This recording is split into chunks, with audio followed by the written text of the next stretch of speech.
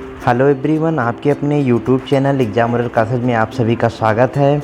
दोस्तों, आज हिंदी का ये दूसरा सेट है जिसको आपको सॉल्व करना है। इसमें आपको ये भी चेक करना है कि हमारी हिंदी कितनी तैयार है, हम हिंदी में कितने प्रिपेयर्ड हैं। तो वीडियो को लास्ट तक देखना, वीडियो को बीच में कट मत करना, जिससे आपको पूरी वीडियो सही से समझ में आ जाए।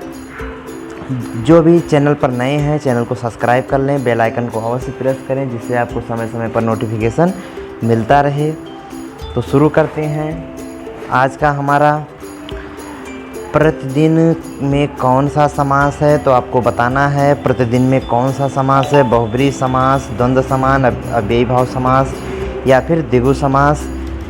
तो इसमें जो है अव्ययी भाव समास हो जाएगा। तो प्रतिदिन में जो है अव्ययी भाव समास होता है, इसे आपको याद रखना है, यानी कि प्रतिदिन में अव्ययी भाव समास है।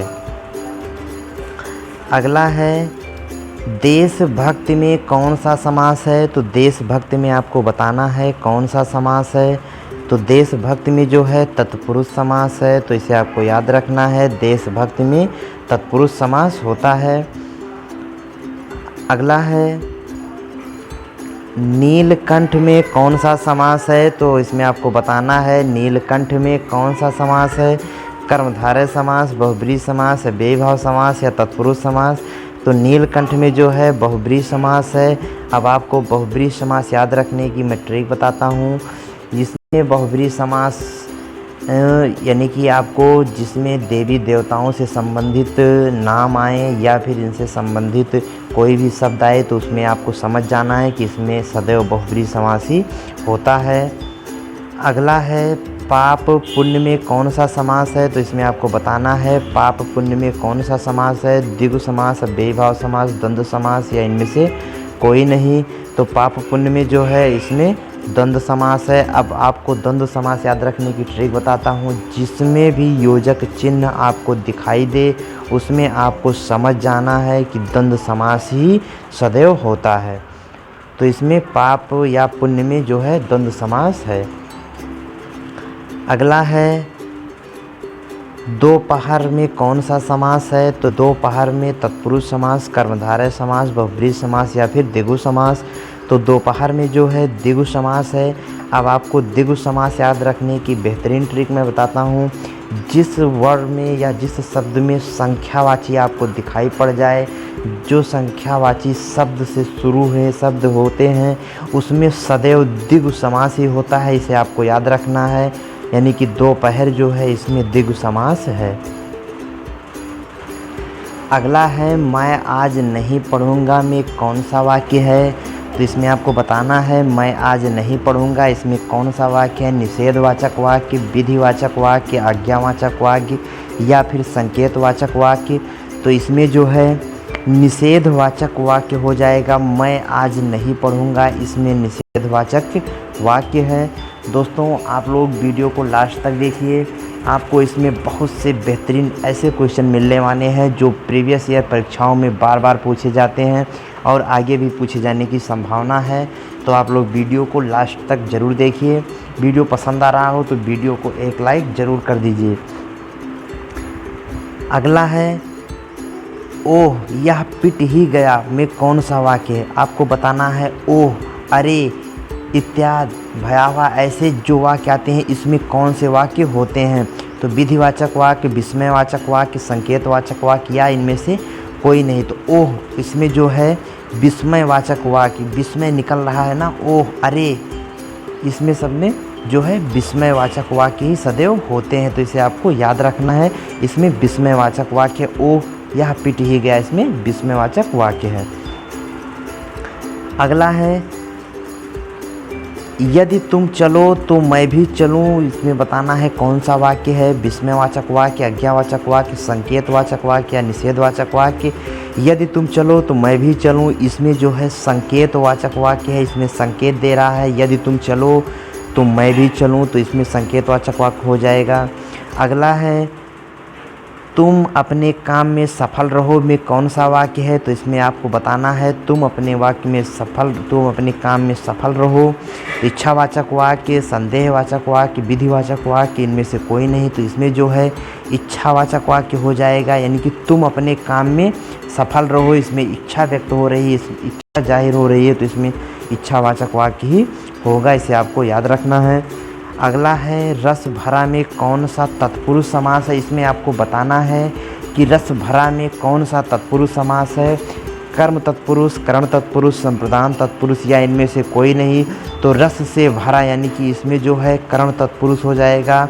इसमें रस से भरा से करण से संबंधित है, जिसमें करण तत्पुरुष होगा, तो इसमें करण तत्पुरुष है। अगला है स्वर्ग प्राप्त में कौन सा तत्पुरुष समास है, तो इसमें आपको बताना है स्वर्ग प्राप्त में कौन सा तत्पुरुष है, कर्म तत्पुरुष, करण तत्पुरुष, संप्रदान तत्पुरुष या फिर संबंध तत्पुरुष। तो स्वर्ग प्राप्त में जो है कर्म तत्पुरुष है, स्वर्ग प्राप्त में आपको याद रखना है इसमें जो है कर्म तत्पुरुष है, तो स्वर्ग प्राप्त में कर्म तत्पुरुष है, इसे आपको याद रखना है। अगला है यथा संभव में कौन सा समास है, आपको बताना है यथा संभव में कौन सा समास है।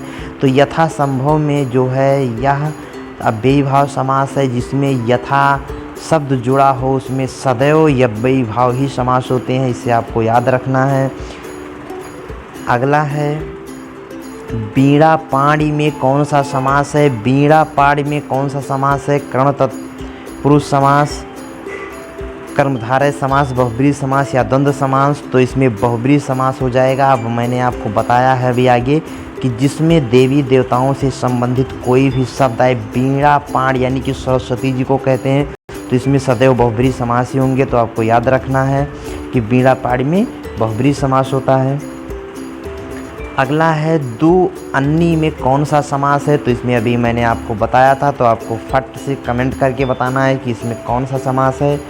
तो दो अन्नी में जो है इसमें सदैव द्विगु समास ही होगा, क्योंकि जिन शब्द के पहले संख्या आपको दिखाई दे जाए, संख्यावाची शब्द दिखाई दे जाएं, उसमें आपको तुरंत समझ लेना है कि इसमें द्विगु समास ही होगा। अगला है पाबंध कितने प्रकार के होते हैं, तो इसमें जो पदबंध जो होते हैं कितने प्रकार के होते हैं, तो इसमें आपको बताना है कि पदबंध जो हैं ये कितने प्रकार के होते हैं। तो ये सदैव 3 प्रकार के होते हैं, आपको याद रखना है पदबंध जो होते हैं ये 3 प्रकार के होते हैं। अगला है निम्नलिखित में अशुद्ध शब्द है, तो आपको इसमें बताना है कि इसमें कौन शब्द अशुद्ध है। एकत्र, नीरस, मंत्रिमंडल, योगीराज। तो इसमें जो है मंत्रिमंडल जो है यह अशुद्ध वाक्य है और ये तीनों वाक्य शुद्ध हैं, लेकिन इसमें मंत्रिमंडल जो है यह एक अशुद्ध वाक्य है। अगला है निम्नलिखित में से अशुद्ध शब्द है साप्ताहिक, बीड़ा, वाष्प, सिंदूर। तो इसमें आपको बताना है, तो इसमें साप्ताहिक जो है यह अशुद्ध वाक्य है, इसमें साप्ताहिक होता है, तो आपको याद रखना है कि साप्ताहिक जो है यह एक अशुद्ध वाक्य है। अगला है निम्न में अशुद्ध शब्द है, तो इसमें अशुद्ध शब्द आपको बताना है ईर्ष्या, अनुकूल, आशीर्वाद या नक्षत्र। तो इसमें जो है नक्षत्र जो है यह अशुद्ध शब्द है, आपको याद रखना है नक्षत्र जो है अशुद्ध शब्द है। अगला है निम्नलिखित में से आग का पर्यायवाची शब्द नहीं है, इसमें आपको बताना है कि आग का पर्यायवाची कौन सा नहीं है। वायुसका, हुतासन, विभावसु, विपथगा जो है इसमें तो कौन आग का पर्यायवाची नहीं है, तो इसमें विपथगा जो है यह आग का पर्यायवाची नहीं है। वायुसखा, हुतासन और विभावसु जो है ये आग के पर्यायवाची होते हैं। अगला है निम्नलिखित में से इच्छा का पर्यायवाची शब्द नहीं है, तो आपको इसमें बताना है कि इच्छा का पर्यायवाची जो है इसमें कौन नहीं है। इच्छा ये परीक्षाओं में बहुत ही बार पूछा गया है, इसे हम वेरी इंपॉर्टेंट भी कहेंगे क्योंकि ये बहुत बार रिपीट हुए हैं, तो इसे आपको याद रखना है कि इच्छा का पर्यायवाची शब्द नहीं है। तो इच्छा का पर्यायवाची शब्द जो है यह यातना, यातना इच्छा का पर्यायवाची शब्द नहीं है। तो इच्छा का पर्याय लिप्सा, कामना, स्पृहा जो हैं ये सभी इच्छा के पर्यायवाची होते हैं और इसमें यातना जो है यह इच्छा का पर्यायवाची नहीं है। अगला है निम्नलिखित में से पानी का पर्यायवाची शब्द नहीं है। तो इसमें आपको बताना है कि पानी का पर्यायवाची कौन सा नहीं है। अम्बु, रस, मेघ, पुष्प, नीर। तो इसमें कौन जो है वह पानी का पर्यायवाची नहीं है। तो इसमें सर जो है यह पानी का पर्यायवाची नहीं है। पानी का पर्यायवाची अम्बु, मेघ, पुष्प, नीर ये सभी पानी के पर्यायवाची होते हैं, लेकिन इसमें जो है सर जो है यह पानी का पर्यायवाची नहीं है, यह बिल्कुल अलग है। अगला है निम्नलिखित में से घर का पर्यायवाची शब्द नहीं है। इसमें आपको बताना है घर का पर्यायवाची शब्द नहीं है। पावक, सदन, शाला, निकेतन इनमें से कौन घर का पर्यायवाची नहीं है।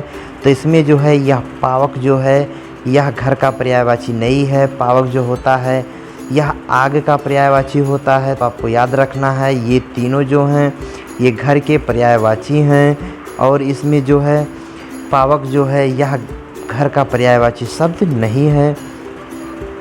अगला है विशेषण कितने प्रकार के होते हैं। तो आपको बताना है, परीक्षाओं में बहुत बार पूछे जाते हैं, रिपीट बहुत बार हुआ है कि विशेषण कितने प्रकार के होते हैं। तो विशेषण जो हैं ये 4 प्रकार के होते हैं। आपको याद रखना है कि विशेषण कितने प्रकार के होते हैं। तो विशेषण 4 प्रकार के होते हैं। अगला है सर्वनाम कितने प्रकार के होते हैं। तो इसमें आपको बताना है सर्वनाम जो होते हैं कितने प्रकार के होते हैं। तो सर्वनाम 6 प्रकार के होते हैं। तो इसे आपको याद रखना है, सर्वनाम जो है ये 6 प्रकार के होते हैं। दोस्तों ये तो प्रैक्टिस सेट है, आपको ऐसे सभी चैप्टर के एक एक वीडियो आपको मिलेंगे, आपको बताए जाएंगे, जिसमें आपको सब क्लियर होता चलेगा कि सर्वनाम कितने प्रकार के होते हैं, वे कौन कौन होते हैं। तो आपको इसे ध्यान से देखना है और आपको ऐसे वीडियो आगे मिलेंगे। अगला है उत्पत्ति की दृष्टि से शब्दों के कितने भेद होते हैं। आपको इसमें बताना है उत्पत्ति की दृष्टि से शब्दों के कितने भेद होते हैं। तो उत्पत्ति की दृष्टि से शब्दों के मुख्यतः 4 भेद होते हैं। आपको याद रखना है कि उत्पत्ति की दृष्टि से शब्द के 4 भेद होते हैं। दोस्तों आज के वीडियो में बस इतना ही। कल के वीडियो में और ही बेहतरीन क्वेश्चन आपके लिए हम लेकर आएंगे, जिससे आपको वीडियो पसंद आया हो तो आप एक लाइक, शेयर, सब्सक्राइब ज़रूर करिएगा और अपने दोस्तों में इसे खूब शेयर करिए, जिससे सभी लोग इस सेट को सॉल्व करें और सभी लोग देखें कि हम कितने 25 में से कितने क्वेश्चन सॉल्व कर पाते हैं। तो दोस्तों कल आपके लिए और ही बेहतरीन प्रश्न हम लेकर आएंगे, तो आप कल की वीडियो भी अवश्य देखिएगा और यह वीडियो पसंद आया हो तो लाइक ज़रूर करिएगा। धन्यवाद।